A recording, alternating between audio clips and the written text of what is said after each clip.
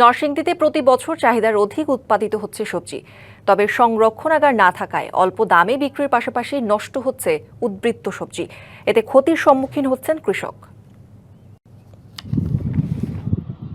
ঢাকা বিভাগের প্রায় ৭০% এবং দেশের প্রায় ৫০% সবজি উৎপাদিত হয় কৃষি সমৃদ্ধ জেলা নরসিংদীতে।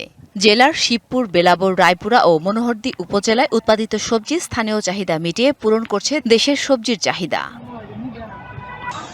মাটির গুণগত মান ভালো হওয়ায় লাউ, শিম, টমেটো, বেগুন, কুমড়া, কপিসহ প্রায় সব ধরনের সবজির ভালো ফলন হচ্ছে এই জেলায়। তবে সংরক্ষণাগার না থাকায় অতিরিক্ত সবজি নামমাত্র দামে বিক্রি করে ক্ষতির মুখে চাষিরা। টমেটো আমরা খাই মনে করেন কিনা খাই ১৫০ টাকা কেজি, যখন আবার আমরা লাগবে এই সময় ৫ টাকা কেজি। ফলায় তো আমরা লাভ নাই, এই সময় বাজার ভাড়া যায় কিছু আর ভাড়া করে বাজার ভর্তি মাল অবস্থা। আমরা সবজি উৎপাদন করি ঠিকই, কিন্তু সিজনের সময় আমরা খুব কম দাম পাই। যদি আমরা এই ফসলগুলো হার্টের যত্নে বিশ্বসেরা ক্যানোলা তেল এখন বাংলাদেশে।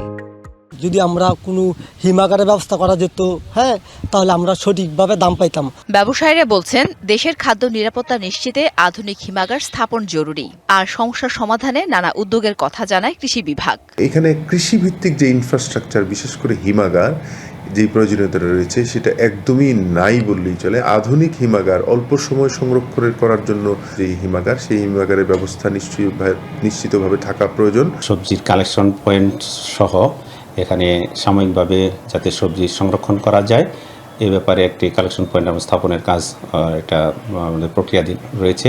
চলতি মৌসুমে জেলায় ১০,৮০০ হেক্টর জমিতে সবজি উৎপাদনের লক্ষ্যমাত্রা নির্ধারণ করা হয়েছে।